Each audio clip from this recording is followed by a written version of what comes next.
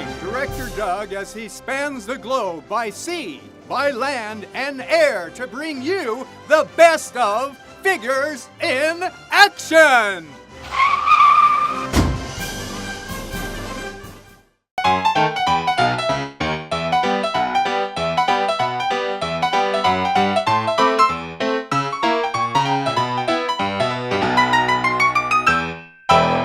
I am talking to... I'm Ben Anderson. Thanks for coming here. Well, Ben Anderson, tell us about this incredible set you have.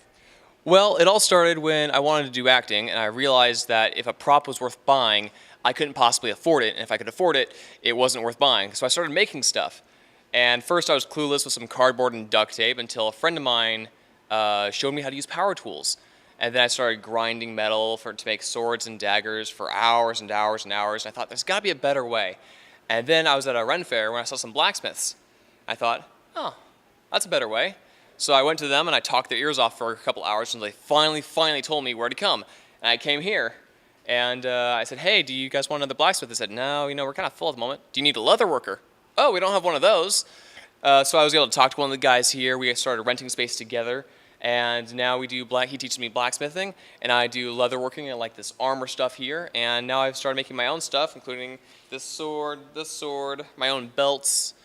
A lot of fun stuff I can do now. So forget paper mache, you went right to the hard stuff. This is actually steel and metal. It sure is. I oftentimes don't know exactly what type of metal I'm working with because there's a lot of recycled material that I'm using, and I'm broke. So do you get materials free, you're saying, in essence? Yeah, whenever a friend of mine's throwing something away, I see if it's usable. We have some scrap piles in the back I can dig through.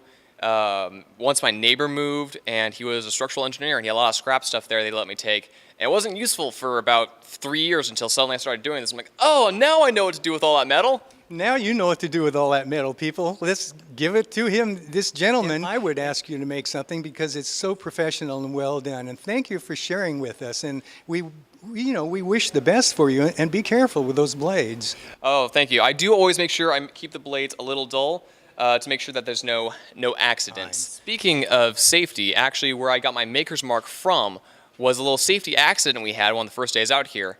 The guy who was showing me around how to do blacksmithing, I was standing too close to him, and he dropped the piece of metal he was working on, and he branded me right in the arm. And the brand has since faded over the 2 years I've been working here, but that brand has now become my maker's mark, which I incorporated into all my leather work. Well, there's a gentleman who takes something horrible and does the best with it they can. And thank you so much. Thank you.